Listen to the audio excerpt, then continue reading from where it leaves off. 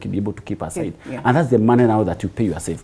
Then from there, you continue growing. Because a misconception that is there always in business is profit is owner's income. Far from the truth. Because profits are there for business growth and rather for capital injection. But the amount that you pay yourself from the profits, that is what is your salary, or rather the drawings that you make from that business. So that is what you need to increase on the aside to grow now your real savings. And with time, now that fund is grown, it can really assist you in so many other ways. Can we assist you in emergencies, for example? Can we assist you maybe in terms of maybe doing a vacation, paying your school fees for your kids, and everything like that. But if you touch your business capital to do other stuff, now you ruin it up. All right. Allow us to loop in Peter Macharia for this very conversation. And, you know, Peter Macharia is from Jijenge Credit.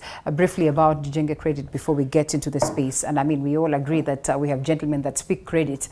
Wale watu ambao wanatuambia tukope. But we need to understand just how important, you know, getting into debt then would be. But briefly on Jijenge Credit. Thank you, Linda. Jijenge Credit is an undeposit-taking microfinance, and we primarily deal with lending to all Kenyans, but more so to the business community.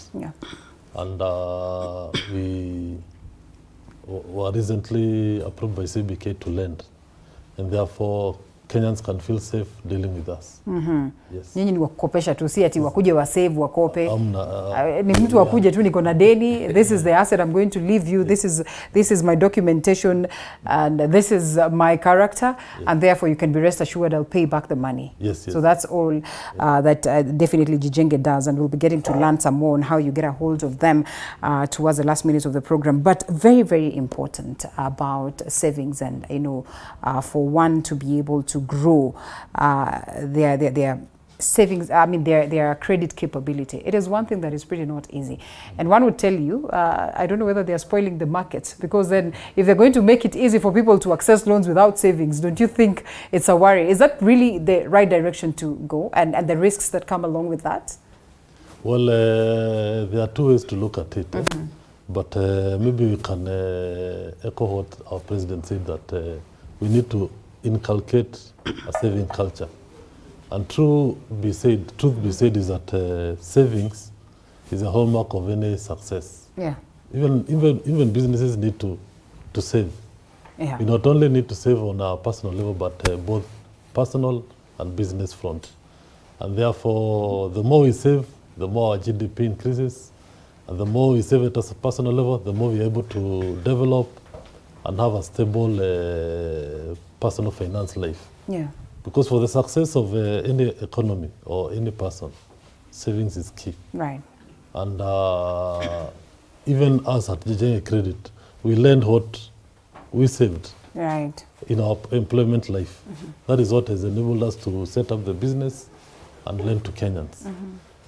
And even the borrowings that our country gets from the foreign countries, it's not, it's basically savings from those European and American and Chinese countries that we borrow from for our development. All right, very, very important. Let's briefly try and expound the importance of saving. And you mentioned something very, very important, that you find people who are in business and they have accounts that really speak to the business.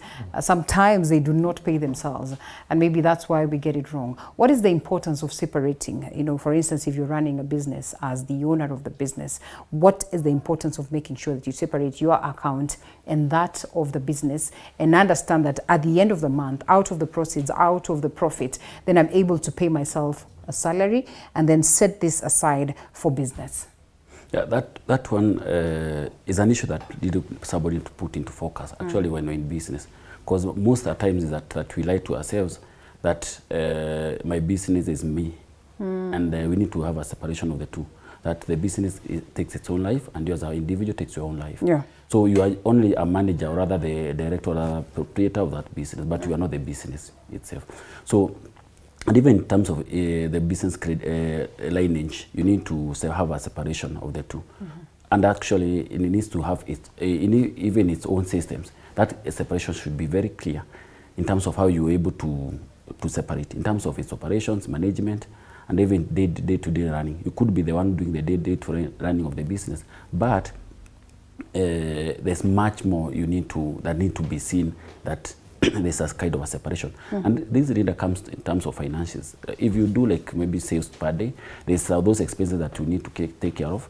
You also need to understand that you, as a person who is taking care of that business, you are part of the employees of that business.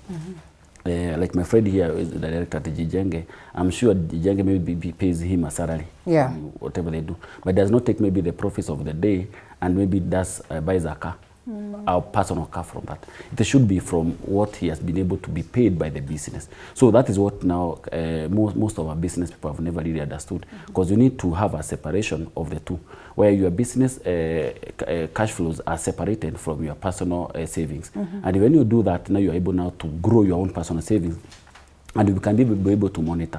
For the business, it's very well, when it's separated, you can be able now to look at those cash flows on a different dimension. And maybe when you present them to our financials like ourselves, we can be able to track down how the business has been performing. But if there are some ejections of your own personal income in those statements, now they give us a blurry image of how the business is performing. And even maybe like when auditors come on board, they are able to ask, how is this business performing? Why some abnormal like deposits? Maybe you sold a piece of land and then you injected that income in the business cash flows. It does not really reflect well. Or what pertains to a business needs to be separated. Or let it stay on its own lane, and what is yours should stay also on its own lane.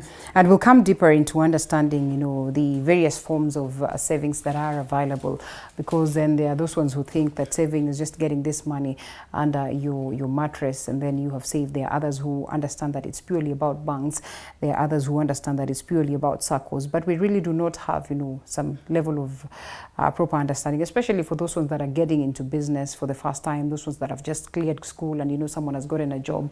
It takes a lot of time before they are lucky enough to understand the importance of saving and the secrets behind that, and some of the hacks when it comes to the question of saving. But let's talk about now the aspect of accessing credit, which also you fall in. And there are a couple of things that you look at. Before you came in, Henry here was telling us that, for you to build your own credit capacity, some of the key things that will be looked at, the question of character as well as capacity. And, most importantly, there are a couple of other things that we look at. Just what does it get for someone to say that, I can now walk into Jijenge, and without having a single coin, perhaps without having a business, it's now that I want to set up, then they can allow me to access credit. They can allow, they can give me some amount of money so that I can go and set up the credit. And what goes into the process of due diligence and that belief that this money is going to be put to good use, and then we're also going to get our returns back. Thank you, Linda. Let me take a step back and define savings before I answer the issue of lending. Credit, or rather savings, is the ability to keep aside or set aside some amount of your money, or if it's a business, some amount of your expenditure, or rather anything that is a surplus of your expenditure is what is defined as savings. Not money that even includes, or rather you cannot set aside savings before you pay for your overheads or the current expenditure like salaries, electricity and all that. So it's a surplus of after paying all that. Now, credit, lending. We rely on the 5 C's, and I've heard you mention some of them, like character, ability to meet, or rather your ability to pay. And there are other additional issues that we put into place, like the debt to asset ratio and so many others. But the most important of them all is character. And that's why you find in Europe, they don't ask for securities. In Europe, they just look at your CRB status. How do you pay your bills? How do you pay your water bill? How do you pay your electricity? Okay. Yeah, you are not asked for title deed when you go to America to borrow or in Europe. They just analyze your historical ability to pay. And that is now what dictates the amount that you're going to get, either 1 million, 1,000 shillings, 10 million or 1 billion. Yeah. And therefore, we still need to revolve around the debate of CRB. We cannot wish it away because at some point it will help the country have some discipline, and stop the over-reliance on tangible securities or your salary. And therefore, character is key in any lending. And character means it's like integrity. Do you pay? Once you're given 1,000 shillings, even by your own friend, will you pay? Or you'll just switch off your phone, throw away the Safaricom SIM card and buy an Airtel SIM card? How do you respond when you get money or when you're given a debt? Okay. Yes. And that is one thing that got very many Kenyans excited that, finally we'll be out of CRB. And I'm telling you, it's a relief. And sometimes really, you do not get there because you genuinely want to find yourself there. And also sometimes there was that general feeling that now CRB is overdoing this, that these lenders are actually overdoing this whole matter. And I agree that discipline and character is very, very important. Can we really work without these bodies that regulate us? Can we really work without these bodies that remind us that, yes, you actually have a debt, and if you do not owe up to that, then definitely own up to that, then definitely you land yourself in trouble. You deny yourself the capability of accessing credit some more.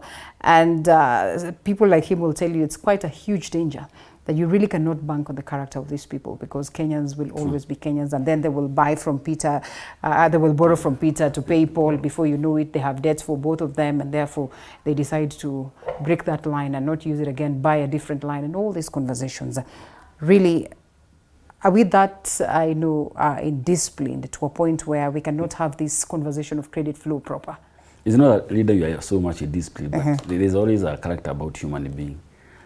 So many of us, even as a country, do not like paying debts. And that's a reality. Right. And if you look at even developed countries like Europe and maybe US, they rely more on credit rating of individuals. Yes. So if your credit rating is low, that's how even the banks or rather the financial institutions will take you. You'll not get credit if you don't pay the small amount that you are lent for, maybe like your utility bills, water bills, such, and electricity bills. If you don't pay, how will the bank now trust you with their money? And if your credit rating is quite good, they do not require any kind of collateral. And I can see even that one is coming down to most of our economy at the moment, because some of these banks, some of even our major banks are tending to go the credit, the risk-based model of lending. Well, now they look at you as an individual, not as a community. Well, initially you look at how is different sectors of the economy performing, but now we can be able to narrow that down to individual characters. How is your business now doing?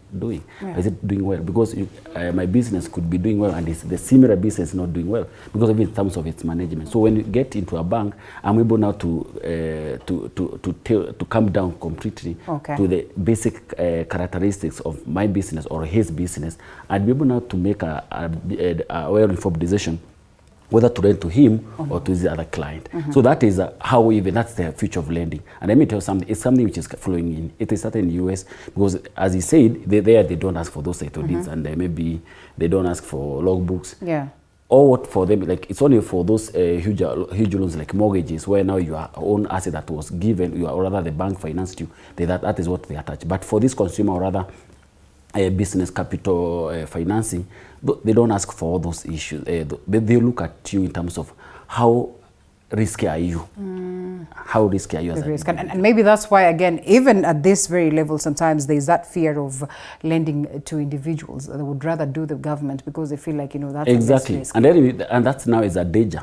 It's a danger that you are setting ourselves into, because if like those CRB or whatever credit scoring models are withdrawn to allow everybody to borrow anyhow, banks or other even circles, some makes they not lend to individuals like yourself. Now they will look for other investments, because at the end of the day, our shareholders or rather the owners of the circle require some dividends at the end of the day. And we cannot be able to invest in a risky market where knowing that very well we are not going to have returns.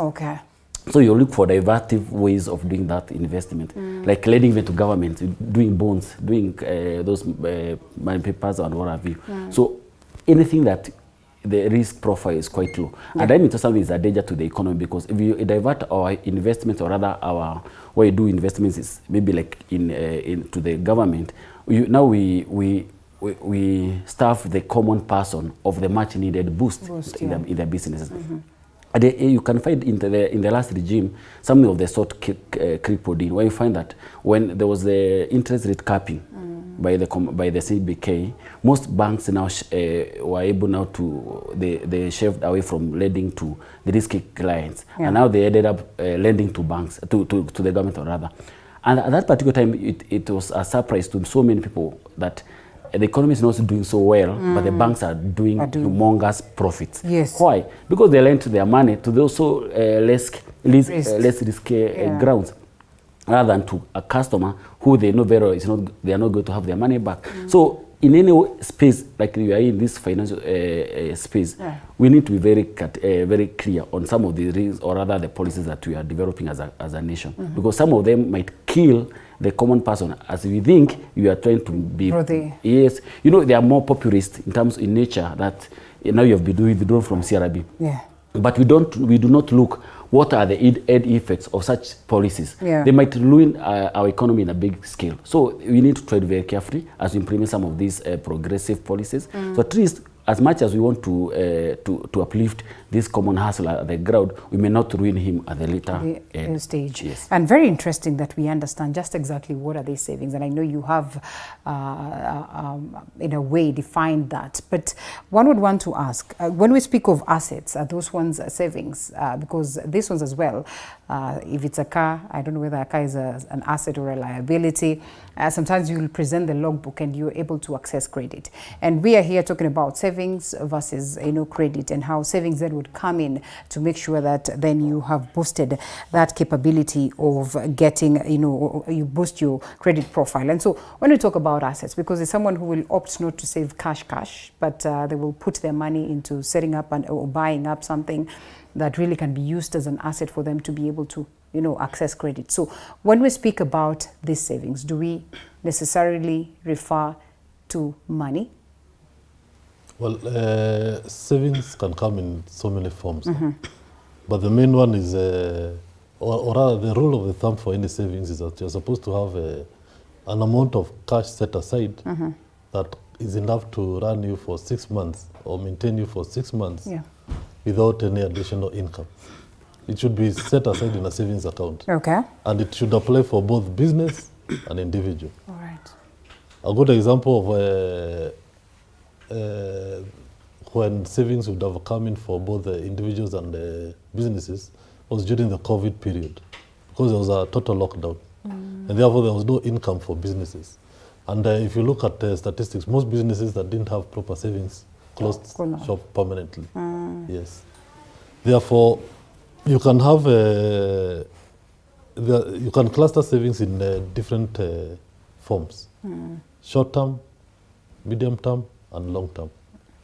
For short term savings, it's something that you're able to liquidate on the spot. Like now, having cash in a bank account, you can walk in case you need 100,000, withdraw and walk away and use it. Then you can have a medium term. Medium term can apply to maybe fixed deposits, short call deposits, or maybe some savings in circles whereby you're able to withdraw maybe at a month's notice. And then long term can apply to maybe things like treasury bills or bonds, whereby you invest over a period of time. Like they're usually phased out either in 1 year, or rather they mature in a year, 3 years, 2 years, like that. The period is longer. You just can't walk in and ask for your treasury bill payment. It's impossible. And therefore, all those are forms of savings that can apply. However, you can also put it in the form of assets that are easy to liquidate. Okay. Maybe like some types of cars, like Toyotas. You can buy some Toyota cars, or you can own a Toyota car that in case you want to dispose, you're able to dispose it within a week or a day. Okay. But some models can have a very poor resale value, like especially the European models. And therefore, those are examples of and methods of savings that can be applicable to both individuals and organizations. And it's a very good culture that we need to emulate and we need to put it into practice. Yes. These spaces that people can get into to save and as well build their credit capacity are out here, and there are so many. But also they come with a lot of restrictions that majority of people will tend to shy away from. For instance, SACCOs are amazing, and those ones that have been, in SACCOs will tell you that they've been able to do lots of tremendous things with their lives and with the monies that they have managed to save. But some of them will shy away and tell you that, now once you put your money in the SACCO, there's no way you can withdraw it when you need it, and so I would rather get this money to the bank.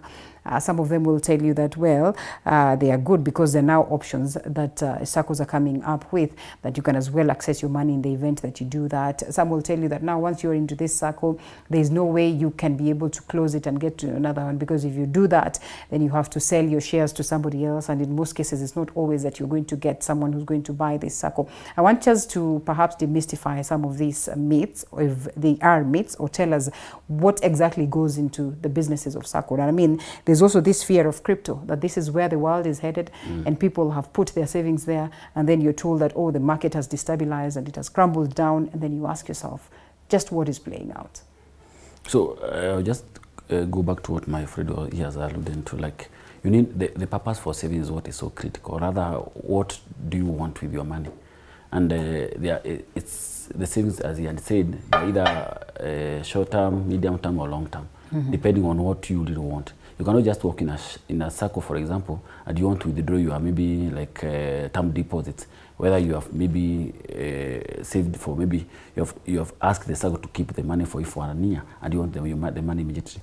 But if the different products that the SACCOs have, they have the savings accounts, they have term deposit, they have the core deposits. Depends with where you want to put your money and what you really want your money for.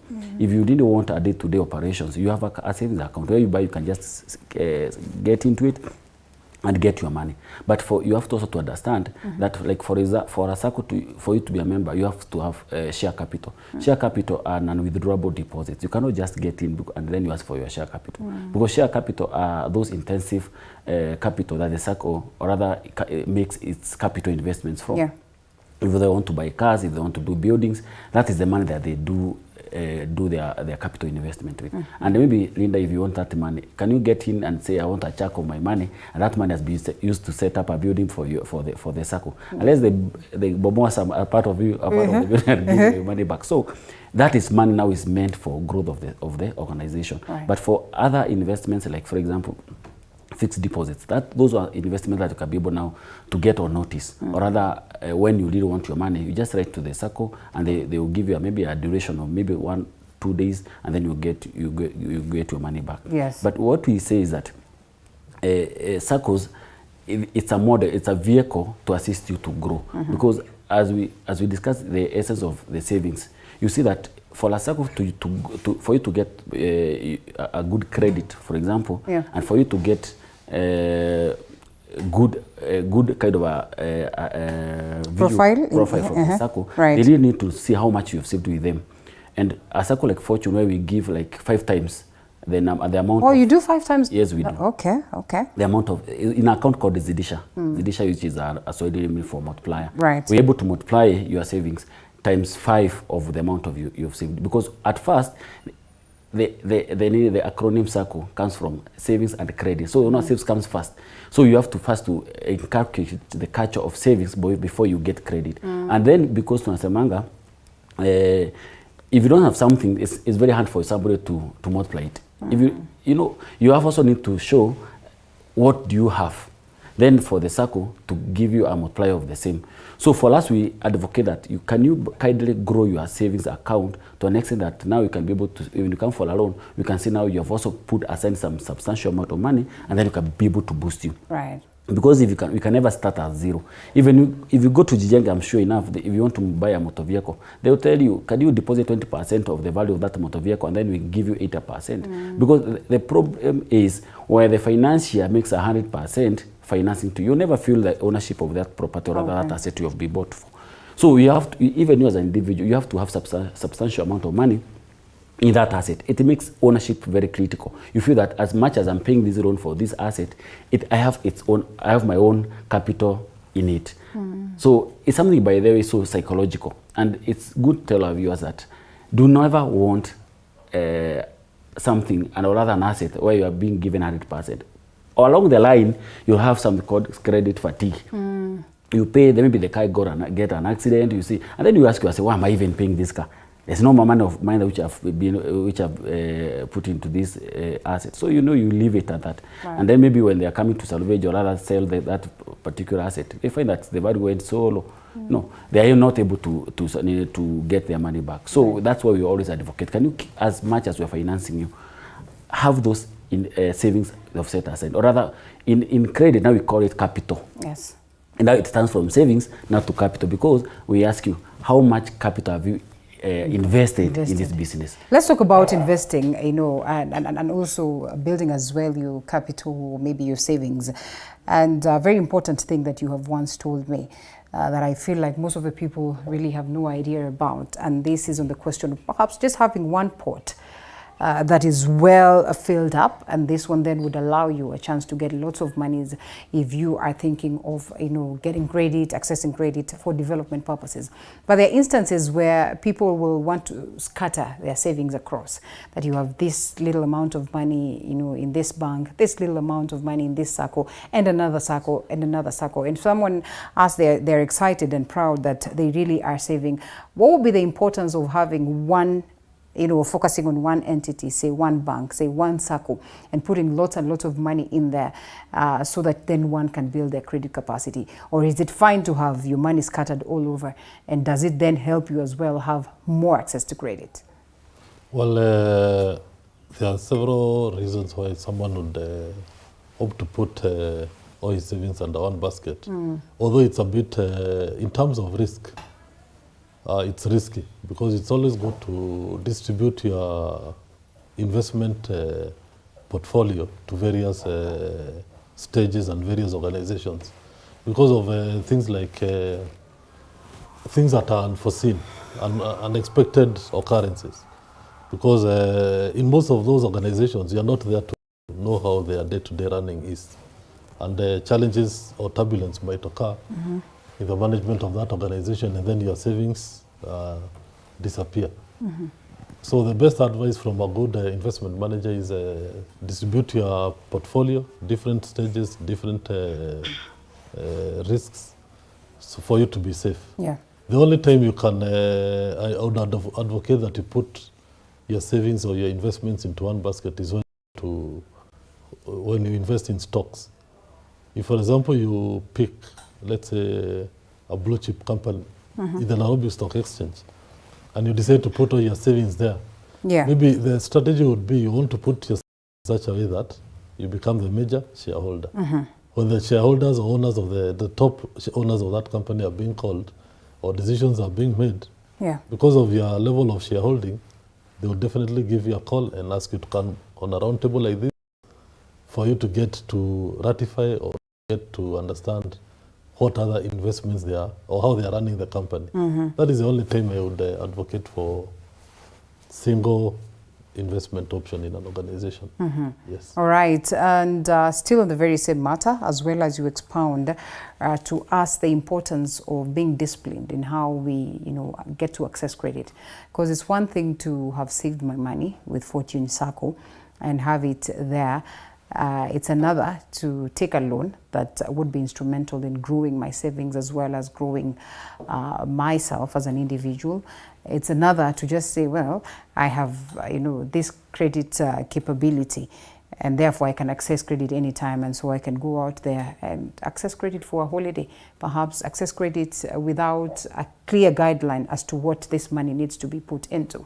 Yeah, exactly. So that's where now most of us feel into, because we take a loan or other credit facility without a clear purpose. And maybe in between, Linda has gotten, because he hears Fortune Circle gives out money, you come maybe for 500,000, but you have no clear purpose of what you do want with that 500,000. Then in between, you diversify, or rather you cheat me that you want maybe to do, to add more into to the capital of the business. Maybe then you diversify that amount. Most likely, you're going to fail. Let me tell you for you. Like, if you take that money that you've borrowed for purposes of investment and then you use that money for consumer purposes, the chances of you failing to pay that loan are quite high. And that's mostly what is really killing so many businesses around. And even not even business, even as young people who are trying to make it in life, the biggest problem that we have is the diversification of the money that we get from the financial institutions. It's good always to be, when you think of borrowing, can you have a very clear purpose of why you need that money? And then that purpose be so well aligned. So at least now, when you get that money, you do not think of any other thing apart from where you set your mind into. And that purpose should be something that you've already communicated with your financier. So at least now the financier can shift a little bit from only giving you money into even to be your financial advisor. So this is how even else you can be able to work out your money out, and even how that money is going to come back again to make their own payment quite easily. But if you are able to, if you get a loan and you do not want to disclose exact reason why you need this money, and then in between you do a bit of a diversion of those funds, the chances of you going down are quite high. We have seen those, so many of us, our clients do that. Where if somebody told you he wants to add more stock, he goes buys a car. Then in between, maybe you wanted to put the car into Uber, a business that they have never dealt with goes bad. And because he does not have knowledge about that industry, maybe he finds that the circumstances of that business are quite different from these other ones. For this other business they have, the business does not do well. Then he starts now complaining that I'm not be able to do my monthly installment quite well. And then you look at the business, you find that there's no major growth in that business. You wonder, how do you expect a business to pay a loan that was never invested into it? So if you do that, you definitely come down. You definitely come down. So it's always key. If you come to borrow, can you have your goal outright? Be able to speak it out. So at least now for us, we can, as much as we're financing, we can also guide you in how to utilize that money. Yes. We lack good credit habits, that's for sure. And if there's anything that people then fear, we started by speaking to that, is that, well, there's always that general feeling that, well, I have very little to save. And so there's a fear that comes with the question of saving and lack of discipline on that. But even for those ones that I have saved, I will tell you, because of perhaps just observing around, and you realize that very many people have terrible habits when it comes to credit that gets them crumbling down, then they fear more, accessing credit. And so someone will tell you, I'll save, I'll save, I'll save, I'll save. And they tend to save lots of money, but you don't get to see progress in their lives, because first they are scared of getting a car loan. They are scared of getting a mortgage loan. They're scared of getting, credit that would help them set up a business. When we speak to these very individuals, just how important would it be for us to have, proper knowledge on access to credit? How important would it be for us to have this flexibility of accessing, credit for purposes of growth?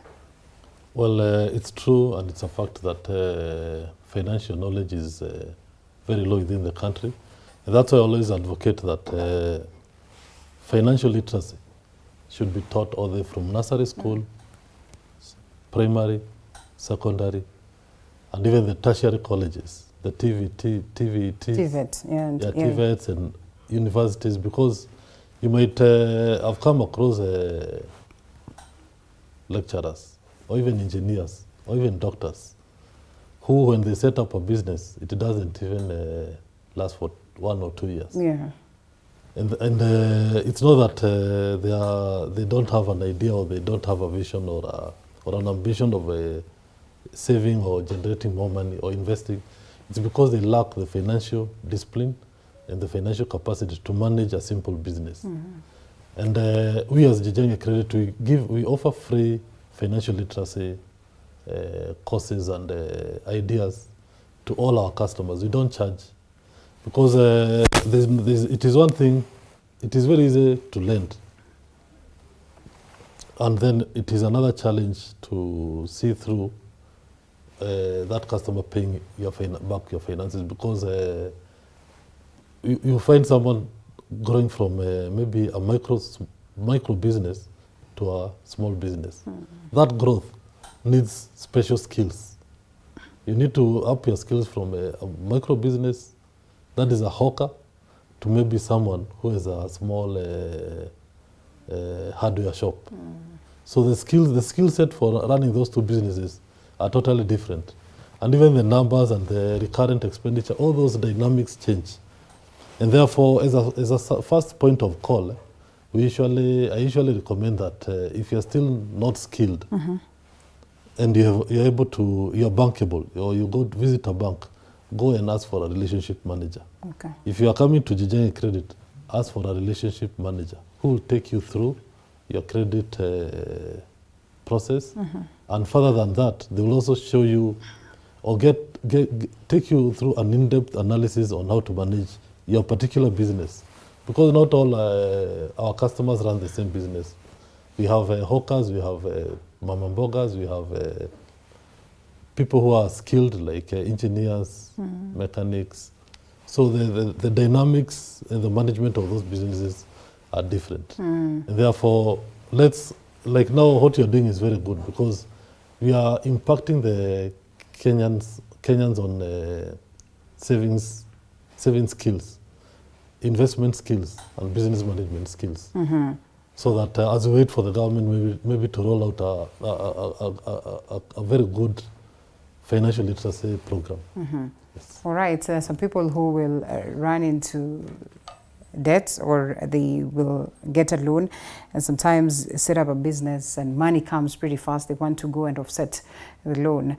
Just how wise is that? I was talking to some lady here who sells mitumba clothes and she says, you know, there are times where you go and get a loan and before you know it, you've been able to recover all this money and even more, and now you want to rush to pay the loan. Somebody else tells me, so she was telling me it would be wise for you to get another stock, do the business for as long as you have this timeline, because there are certain timelines that you're supposed to clear your loan, and then now think about facilitating that. Financial wisdom?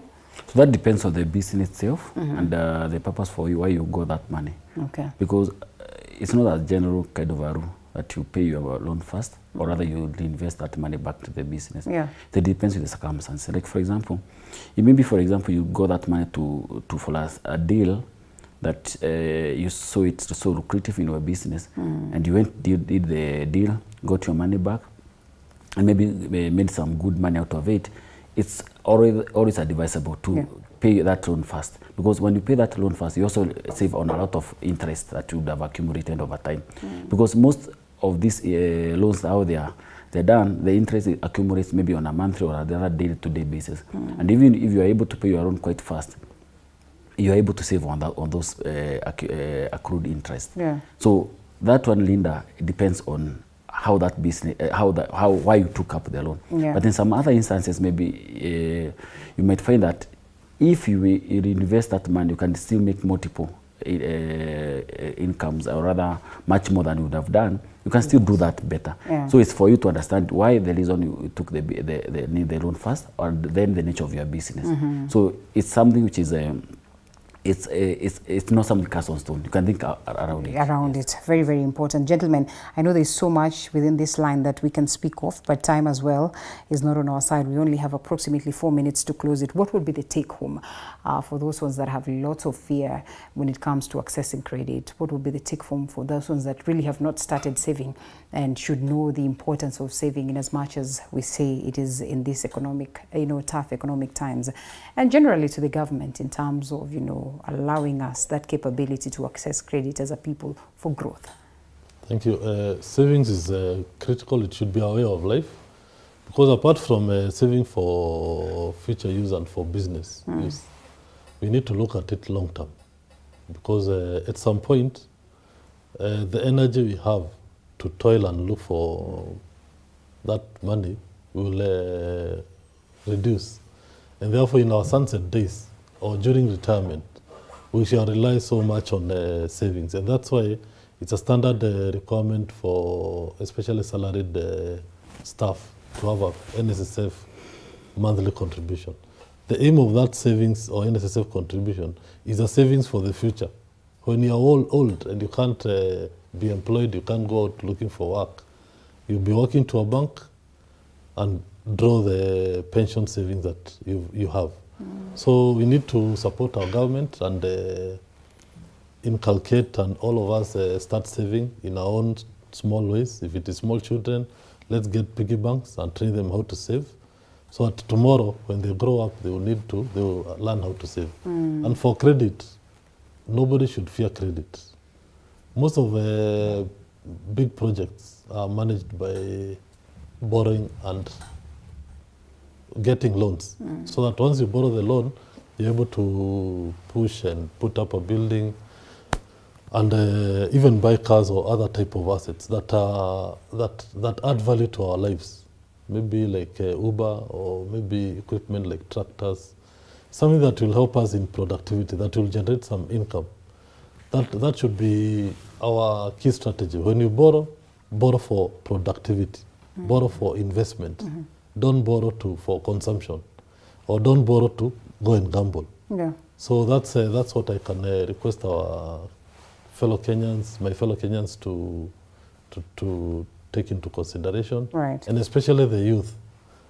We should not borrow for betting and such things. Exactly. Let's borrow for... Oh, they do. Yeah. They do that a lot. And actually, that's where the big quick money issue is. Yeah. Because they are coming to borrow, and then behind the scenes, they do bitcoins, they do the cryptocurrency, and they are very risky kind of ventures. And then at the end of the day, you find yourself down, yes. Right. Very, very important that we all are keen that as we save, let these savings also be helpful in terms of growth, because speak to those ones that want to save and save and save for the rest of time without accessing credit.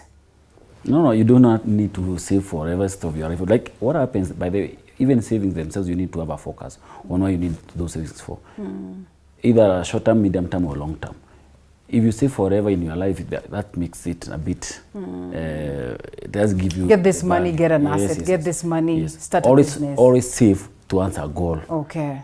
Then if you've saved enough to answer that goal, maybe take that money, do that investment. Okay. But you can never save without a clear focus. If you save without a clear focus, even your money is going to lose value, because a shilling today, like you are even told, how the value of a shilling 10 years ago and today.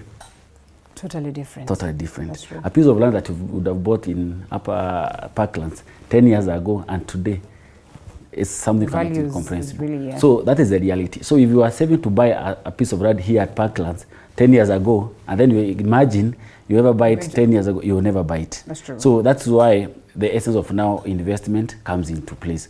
You save to a certain level, maybe if it's for investment, then maybe you come to Fortune Circle, you're able to give you a loan to multiply what your savings, and then you're able to acquire that asset. Okay. Thank you so much. I'd want to believe that Fortune Circle is online, and therefore they should check you out, and most importantly, Jijenge Credit. Gentlemen, we are grateful for the great insights that we've gotten this morning from you. Henry Wachira Nyaga, Head of Credit Fortune Circle, the last speaker, and Peter Masharia, Director, Jijenge Credit. We are grateful once again. Thank you so much for tuning in as well, and for watching us for the better part of the morning from 6 a.m. up until now. Still have Lost Line